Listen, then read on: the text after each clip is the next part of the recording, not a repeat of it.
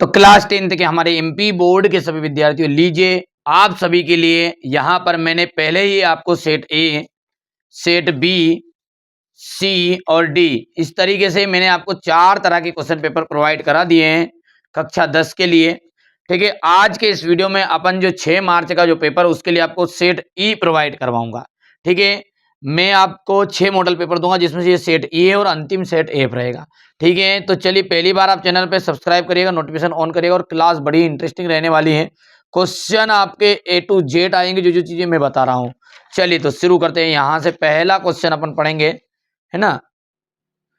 पहला प्रश्न पढ़ते हैं यहाँ पर कि दशानंद में आपका समास है। तो देखिए दशानंद में आपका समास कौन सा रहेगा, तो दशानंद में आपका बहुब्रीहि समास क्या जाएगा, बहुब्रीहि समास। सुर सारावली के कवि का जो नाम है वो क्या है, सूरदास जी है। तो बच्चों ने क्या बेटा कोचिंग में जबरदस्ती कहा कलर वन ले आया, ये देख लो ऐसा कर दिया पूरा, साबुन आबुन से सब धो लिया, नहीं निकल रहा। चलो ठीक है बेटा, चलो वीडियो बना देना। भोलानाथ, भोलानाथ जो है और उसके साथ ही घर अपने घरौंदे में किवाड़ बनाते थे। तो अपने घरौंदों में जो किवाड़ बनाते थे ना वो दिया सिलाई की पेटियों से बनाते थे। रीति काल की प्रमुख रचनाओं का प्रधान विषय है। रीति काल में जितनी भी रचनाएं हुई उनका प्रधान विषय क्या है, तो श्रृंगार वर्णन इसका राइट रहेगा। सूर के पदों में तेल की गगरी कहा गया है। तो सूर के पदों में तेल की गगरी जो है उद्धव को कहा गया है। जिन मूल शब्दों से मिलकर समास बना होता है उसमें से पहले पद को कहते हैं, तो उसे कहते हैं पूर्व पद। क्या कहते हैं, पूर्व पद कहा जाता है। चलिए क्वेश्चन नंबर जो 2 है उसमें है आपके रिक्त स्थान। चलिए पहला रिक्त स्थान पढ़ते हैं कि 16 छतों वाला घर रचना रिक्त स्थान है कमलेश्वर शिव सहाय पूजन। तो किसकी, तो कमलेश्वर राइट रहेगा। आश्रय की बाहर शारीरिक चेष्टाओं को क्या कहा जाता है, तो आश्रय की बाहरी शारीरिक चेष्टाओं को अनुभाव कहा जाता है। राम लक्ष्मण परशुराम संवाद रामचरितमानस से लिया गया है। किससे लिया गया, रामचरितमानस के बालकांड से लिया गया है। ठीक है, काव्य की शोभा बढ़ाने वाले तत्व को क्या कहते हैं अपन, तो जो काव्य की शोभा बढ़ाते हैं उसे कहा जाता है अलंकार। गंतोक का मतलब क्या होता है, तो देखिए गंतोक का मतलब होता है पहाड़। जिन छंदों की रचना मात्राओं के आधार पर की जाती है उन्हें मात्रिक छंद कहते हैं। जिन छंदों की रचना वर्णों के आधार पर की जाए उन्हें वार्णिक छंद कहेंगे। सिंपल सी तो बात है। ठीक है, अब यहाँ पर है सत्य सत्य की दोहा जो है आपका वार्णिक छंद है। दोहा यहाँ पर देखिए दोहा जो है आपका एक मात्रिक छंद है का उदाहरण है, वार्णिक का उदाहरण नहीं है, और वो भी अर्ध सम्मात्रिक छंद है। तो यहाँ से आपका ये बात हो गई असत्य। माँ बैठ नहीं सकती में भाववाच्य है। ठीक है, माँ बैठ नहीं सकती में भाववाच्य, बिल्कुल सत्य बात है। मन्नू भंडारी ने अपने भाइयों के साथ गुल्ली डंडा खेली। ठीक है, चलिए गुल्ली डंडा ये अधूरा सेंटेंस है, गुल्ली डंडा खेलती थी ऐसा सेंटेंस रहेगा। तो ये बात आपकी बिल्कुल सत्य रहेगी। हिरोशिमा भारत में है, लो साहब हिरोशिमा भारत में थोड़ी, फिर काय में है, जापान में है, काय में है, जापान में है।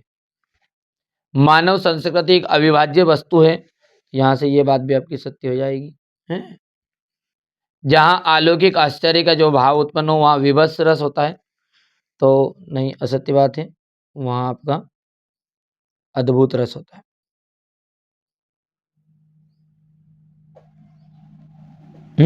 हो गया।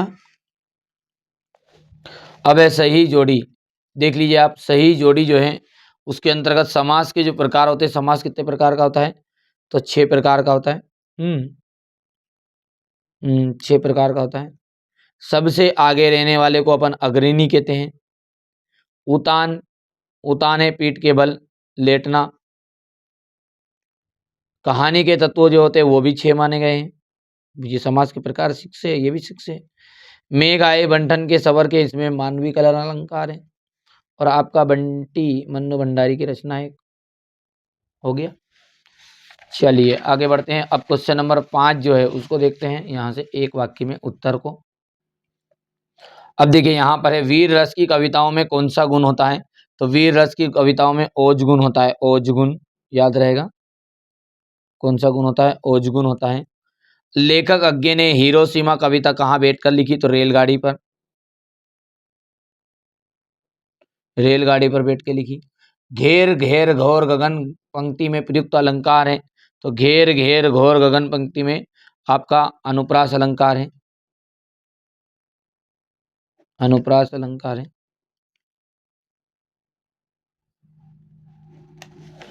शास्त्री ने काशी का नाम से प्रसिद्ध है, मतलब शास्त्रों में काशी किस नाम से प्रसिद्ध है, तो आनंद कानन, आनंद कानन। मूर्खों में अल्पज्ञ के महत्व के लिए कौन सी लोकोक्ति है, तो अंधों में काना राजा, अंधों में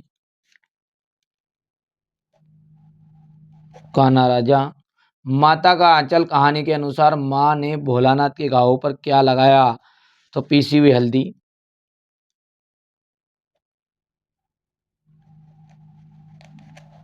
पीसी हुई हल्दी।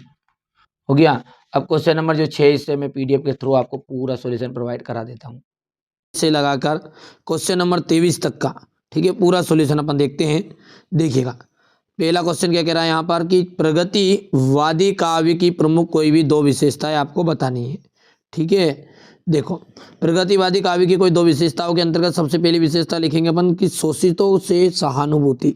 अच्छा, शोषितों का मतलब क्या है, जिनका भी शोषण हो रहा था, जिन पर भी अत्याचार हो रहा था, उनको कहते हैं शोषित, मतलब जिनका शोषण हो, जिन पर अत्याचार हो। तो शोषितों के प्रति इसमें क्या होगा, सहानुभूति देखने को मिली, ठीक है। आर्थिक और सामाजिक समानता पर बल देखने को मिलता है। तीसरा है नारी शोषण के प्रति मुक्ति का आवाज या स्वर, ईश्वर के प्रति अनास्था का जो भाव है वो देखने को मिलता है।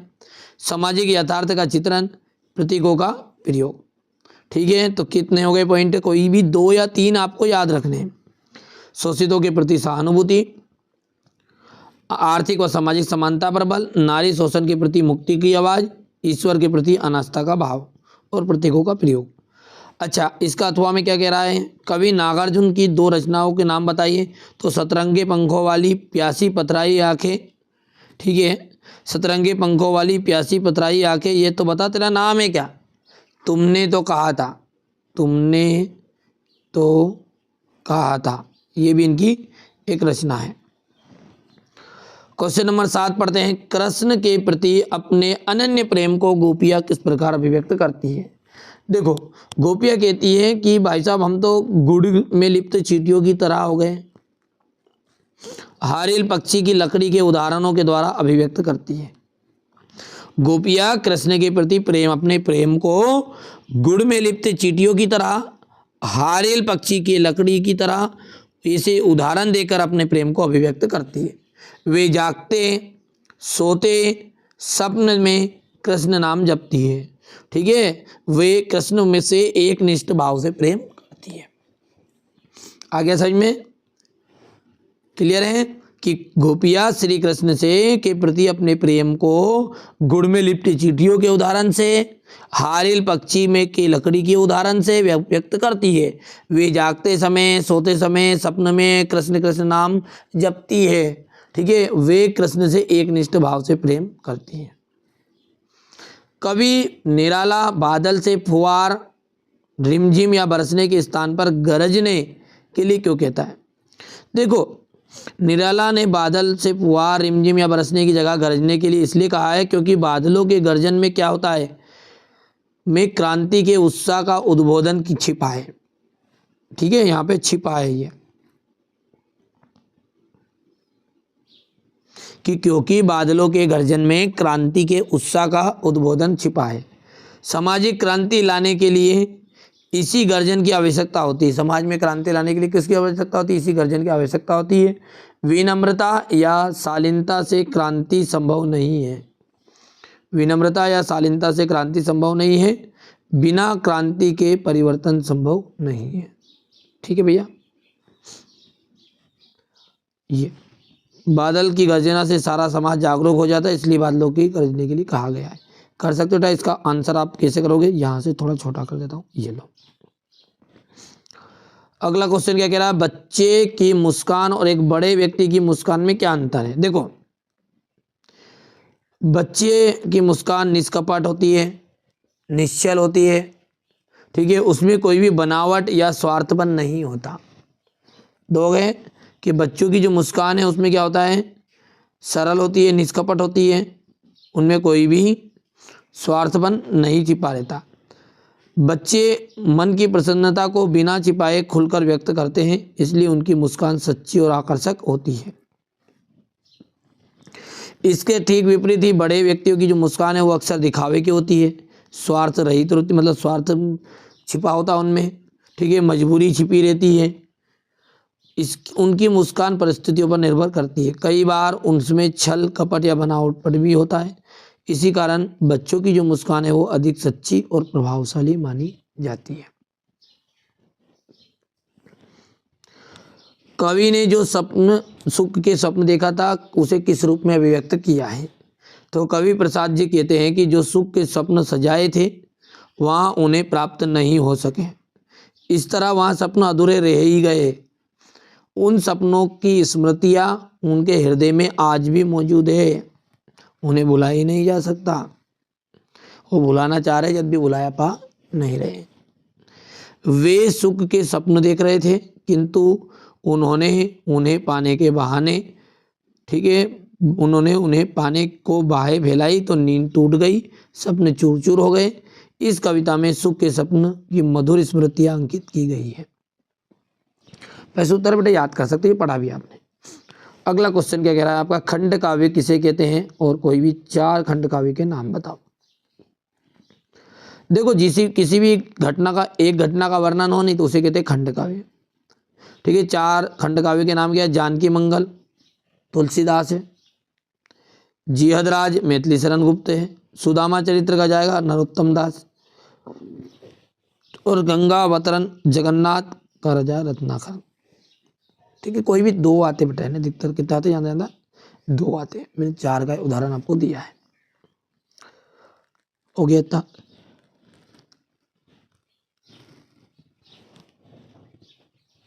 अलंकार, काव्य की शोभा बढ़ाने वाले तत्व को क्या कहते हैं, अलंकार कहते हैं। अलंकार मुख्यतः कितने प्रकार के होते हैं, 2, शब्द और अर्थ अलंकार। देखिए श्रृंगार रस किसे कहते हैं, उदाहरण सहित लिखिए, ठीक है, उदाहरण सहित लिखिए। जहाँ नायक नायिका के विरह मिलन का भाव देखने को मिलता है वहाँ होता है श्रृंगार रस, ठीक है, ठीक है। हे खग मृग हे मधुकर श्रेणी, ठीक है, हे खग मृग हे मधुकर श्रेणी तुम देखी सीता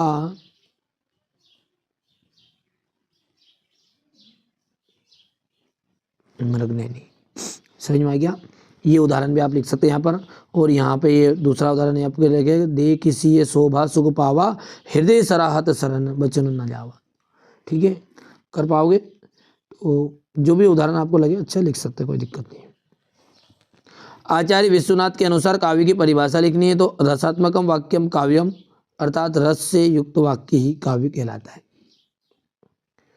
राम वृक्ष बेनीपुरी का जीवन परिचय में सब जानते हैं कि अपने MP बोर्ड में रचनाओं से आता है। तो पतितों के देश में, माटी की मूर्ति, चिता के फूल, लाल तारा और महाराणा प्रताप सिंह। बोलो, पतितों के देश में, माटी की मूर्ति, चिता के फूल, लाल तारा और महाराणा प्रताप सिंह। साहित्यिक विशेषताएं, भाषा शैली, इनकी भाषा साहित्यिक खड़ी बोली है, इनकी भाषा में ओज गुण है, इनकी सशक्त भाषा विचार और भावों को अभिव्यक्त करने वाली है, अभिव्यक्त है बेटा,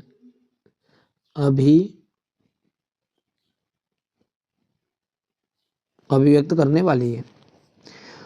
आपने विवरणात्मक शैली, यात्रा वर्णन किया, रेखा चित्र कथात्मक शैली में किया, और कहानी और उपन्यास विचारात्मक शैली में, ठीक है, निबंधों की रचना की है।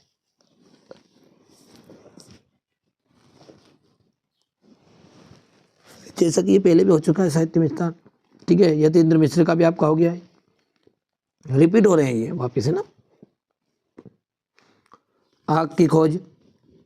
यहाँ से क्वेश्चन नंबर 13, गांव का सामाजिक सांस्कृतिक परिवेश आषाढ़ चलते ही उल्लास में क्यों भर जाता है? आषाढ़ का आना, तपती गर्मी के बाद रिमझिम वर्षा होना मुस्कुराए एवं मुरझाए तथा परेशान ग्रामीण समाज में चेतना और उल्लास भर देता है। किस हाल बेल लेकर, काफी किसान है ये, किसान हल लेकर, ठीक है, खेतों में निकल पड़ते हैं। धरती से फूटने वाली सुगंध मन में आनंद की लहर पैदा कर देती है। आषाढ़ आया, बादल गरजे, वर्षा हुई, खेत तालाब नदी सारी भर गई। जीवन जल में से जीवन लहरा उठता है। गीत संगीत मधुर सपन फूट पड़ते हैं। इस तरह आषाढ़ आते से ही गांव का जीवन आनंद से भर जाता है। अथवा इसका क्वेश्चन नंबर आपका 14 है ये।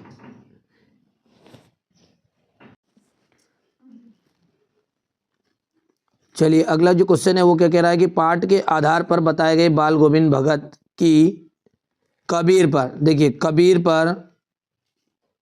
कबीर पर किन किन रूपों में परिष्कृत हुई, मतलब जो श्रद्धा है वो किन किन रूपों में बताई गई। देखो बाल गोविंद भगत कबीर पर श्रद्धा कई रूपों में प्रकट हुई। नंबर 1, उनका पहनावा कबीर जैसा ही था। सिर पर कबीरपंथी, ये क्या है, मिस्टेक इसलिए हो गई थोड़ी बहुत, मैं सही कर रहा हूँ कि बोल बोल के लिखा है ना, तो कई पर जगह दिक्कत आ गई उसमें, तो बोलने में जैसे बोला कबीर, उसने पकड़ लिया उबीर, ठीक है, तो इसलिए मैं सही कर रहा हूँ ना। क्या करना है कि बाल गोविंद भगत की कबीर पर श्रद्धा कई रूपों में प्रकट हुई। उनका पहनावा कबीर जैसा ही था। सिर पर कबीरपंथी जैसी कनपटी टोपी पहनते थे। कबीर को साहब मानते थे, क्या मानते थे, साहब,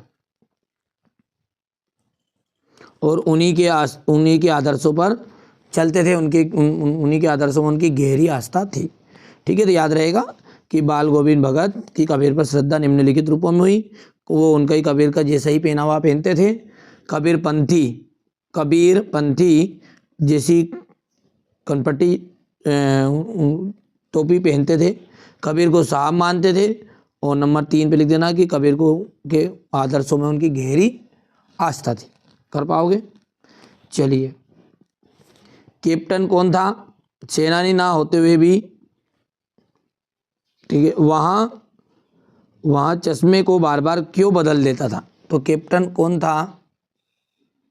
वहाँ मूर्ति के चश्मे को, किसको? मूर्ति के चश्मे को बार बार क्यों बदल देता था, ये प्रश्न है ये।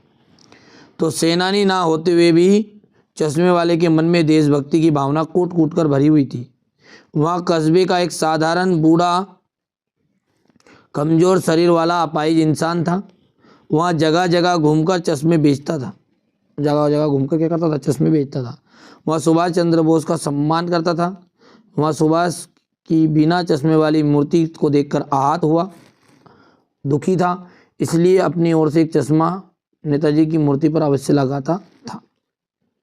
ठीक है, उसकी देश के प्रति त्याग समर्पण की इसी भावना को देखकर ही लोग उसे सुभाष चंद्र बोस का साथी या सेना का कैप्टन कहकर सम्मान दिया, चाहे वहाँ नाम व्यंग में रखा गया हो या फिर भी वहाँ ठीक नाम था। ये है, हो गया भैया, मतलब ये मूर्ति है ना। अगला क्वेश्चन क्या कह रहा है कि जीवनी और आत्मकथा में अंतर लिखिए। तो देखिए, जीवनी किसी भी व्यक्ति के जीवन को दूसरे व्यक्ति के द्वारा लिखी जाती है। आत्मकथा व्यक्ति के स्वयं के द्वारा लिखी जाती है, मतलब ये दूसरे के द्वारा लिखी जाएगी और ये स्वयं के द्वारा लिखी जाएगी।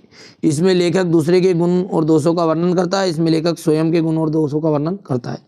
इसमें लेखक स्वयं के विचार नहीं दर्शा सकता, जीवनी में नहीं दर्शा सकता, इधर दर्शा देता है।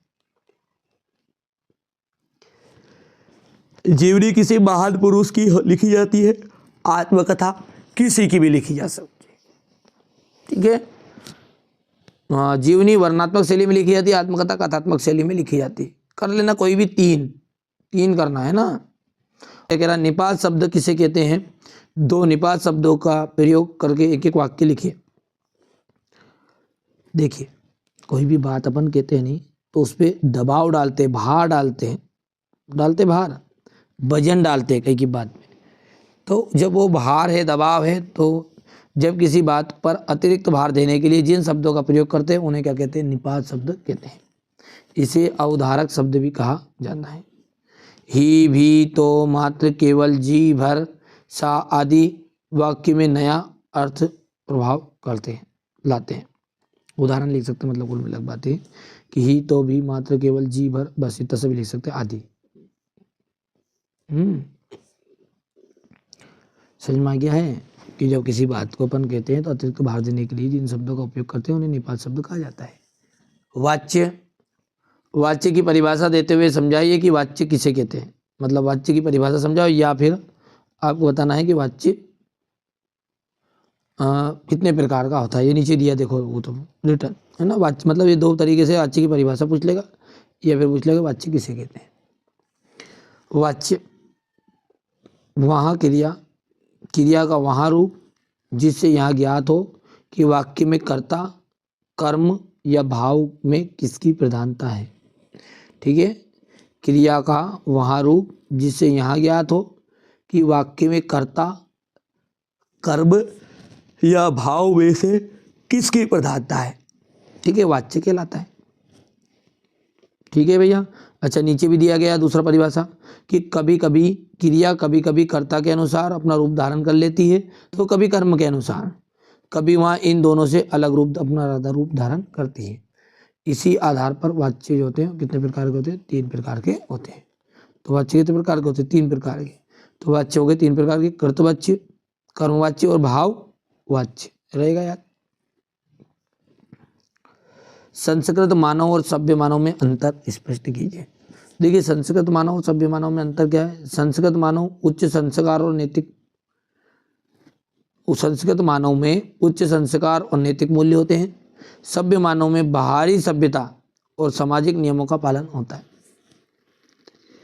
वहाँ संयम, शिष्टाचार और सदाचार का पालन करता है। वहाँ आधुनिक जीवन शैली और शिष्ट व्यवहार को अपनाता है। उसका व्यवहार विनम्र और मर्यादित होता है, किसका? संस्कृत मानव का। और इसका व्यवहार सामाजिक मर्यादाओं के अनुसार होता है। वहाँ समाज और मानवता के हित में को प्राथमिकता देता है। यहाँ सुविधा को, व्यवस्था को, प्रगति को ही महत्व अधिक दिया जाता है। ये अब अगला क्वेश्चन देखते हैं यहाँ से। माता का आंचल पाठ के में हृदय को छूने वाले प्रसंग का वर्णन करना है आपको। तो यहाँ से देखो, बालक का जो डर है, बालक का डर लगने पर माँ के गोद में छिप जाना, माँ का बच्चे को प्यार से दुलारना, बच्चे के दुखी होने पर माँ का उसे स्नेह से चुप कराना, हर परिस्थिति में माँ का बच्चे के साथ खड़े रहना और उसका मनोबल बढ़ाना, माँ का निस्वार्थ प्रेम जो बच्चे के लिए जीवन भर सहारा बन जाता है। तो ये ऐसे प्रसंग ऐसे थे कि जिनने माता के आंचल वाले पाठ के में हृदय को छूने वाले प्रसंग निकले। ठीक है, तो कर सकते हैं। अच्छा, क्वेश्चन नंबर 18 जो है आपको यहाँ पर संवाद लेखन लिखना है। स्कूल शिक्षा नीति उद्देश्य, ये मोस्ट इम्पोर्टेंट है इस साल के लिए। यहाँ से संवाद लेखन लिखना। आगे बढ़ते हैं, संवाद लेखन आपको कर लेना है। ये आपको देख सकते हैं कि बाल गोविंद भगत मजले गोरे चिट्टे आदमी थे। ये यहाँ से संदर्भ प्रसंग व्याख्या करनी है आपको इसकी। क्वेश्चन नंबर 19 ये हो गया संदर्भ प्रसंग व्याख्या। इसी के अथवा वाला है, आषाढ़ का की रिमझिम वाला था, समूचा खेतों में उतर पड़ा था। ये हो गया संदर्भ प्रसंग और ये व्याख्या हो गई। इसी के अथवा वाला मतलब 19 क्वेश्चन पे आपका रहने वाला है। एक नहीं, दो नहीं, ढेर नदियों का पानी का जादू। क्या है कि नागार्जुन जो कह रहे हैं, वो फसल कविता है जो नागार्जुन की, उसमें कवि क्या कह रहे जा रहे हैं कि भैया ये जो फसल है वो फसल एक नहीं, दो नहीं, ढेर सारी नदियों के पानी का जादू है। लाख लाख कोटि हाथों की स्पर्श की गरिमा है, लाखों हाथों की कारण है, एक नहीं, दो नहीं। ठीक है भैया। तो ये यहाँ पर देखो कि कवि कहता है, शब्द प्रसंग को तो याद रहेगा आपको कि प्रस्तुत यहाँ पर ध्यान से हमारी पाठ्य पुस्तक के फसल कविता नाम से लिया गया, इसके कवि नागार्जुन है।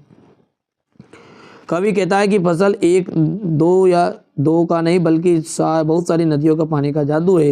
एक दो हाथों का नहीं बल्कि लाखों करोड़ों हाथों के स्पर्श की महिमा है। ठीक है, फसल एक दो खेतों का नहीं, हजारों खेतों की मिट्टी का गुणधर्म है। अर्थात फसल को उगाने के लिए बहुत सारी नदियों का जल का योगदान मिलता है, लाखों करोड़ों किसानों का परिश्रम मिलता है, फल का फल है ये, ठीक है। हजारों खेतों की मिट्टी का गुणधर्म है। समझ में आ गया भैया? वो सिंपल है, ज़्यादा इतने बेकार। कई लोग आपको ऐसे डरा रहे हैं, नहीं यार ऐसा कठिन पेपर आएगा, ये आएगा, इस साल ऐसा हो जाएगा, वैसा हो जाएगा। बेटा सारे के सारे मूर्ख बना रहे हैं। मैं हाथ जोड़ के निवेदन कहना चाह रहा हूँ आप बच्चों से कि बेटा अभी भी मौका है, मत खाओ धोखा। क्योंकि ये चैनल मात्र आपका ऐसा चैनल है कि जिस पर बच्चों को उत्साह तो बढ़ाया जाता है, लेकिन वास्तविक में आपकी परसेंटेज भी बनवा दूंगा। इतनी बात आप डंके की चोट पर नोट कर लो। भले आपको अभी लग रहा होगा, अभी नहीं जुड़ रहे हो, बाद में तुम्हें घाटा है यार, कोई दिक्कत थोड़ी है। व्यक्ति क्या है, समय निकलने के बाद में पछतावा रह जाएगा बस, और कुछ नहीं। कर लो, अभी भी मौका है, पेड कोर्स नहीं किया तो। मधु गुनगुना कर कहा जाता, यहाँ कहानी कौन अपनी, मुरझाकर गिर रही पत्तियां देखो आज घनी कितनी, ठीक है। इस गंभीर अनंत नलिमा में असंख्य जीवन इतिहास, यहाँ लोग करते ही रहते हैं अपना व्यंग मलिन उपहास। संदर्भ प्रसंग व्याख्या में देखो ध्यान से कि प्रस्तुत पद्यांश हमारी पाठ्य पुस्तक के आत्मकथ्य नामक पाठ से लिया गया है। इसके कवि कौन है? जयशंकर प्रसाद है। इसमें बताया गया है कि इस संसार में अनेक दुखी करने वाली घटनाएं हुई है, उन्हें आत्मकथा में लिखना उचित नहीं है। कवि प्रसाद जी कहते हैं कि भोरे की गुंजार करके पता नहीं अपनी कौन सी दुखपूर्ण कथा सुनाना चाहते हैं। आज पता नहीं कितनी पत्तियां सूखकर डालियों से नीचे गिर रही है। इस असीमित नीलिमा, ठीक है, असीमित नीले आसमान के नीचे दुखद वृतांत लिखे गए। उन लिखने वालों का लोगों का मजाक ही बनाया गया है। क्या तुम यह सब जानने पर भी मेरी अपनी दुर्बलता का वर्णन आत्मकथा में करवाना चाहते हो? मेरी खाली गगरी जैसी जिंदगी का आत्मकथा को पढ़कर क्या तुम सुखी रहोगे तथा दुखी दुख भरे होने जिंदगी में? ये कहना चाह रहा है, ठीक है।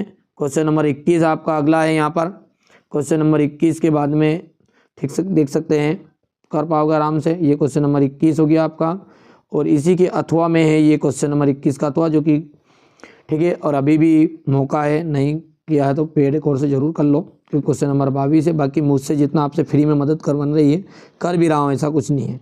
पर पकी खीर चाहिए, केवल बस चम्मच से खाना ही है, तो आपको पेड कोर्स में जुड़ना ही पड़ेगा।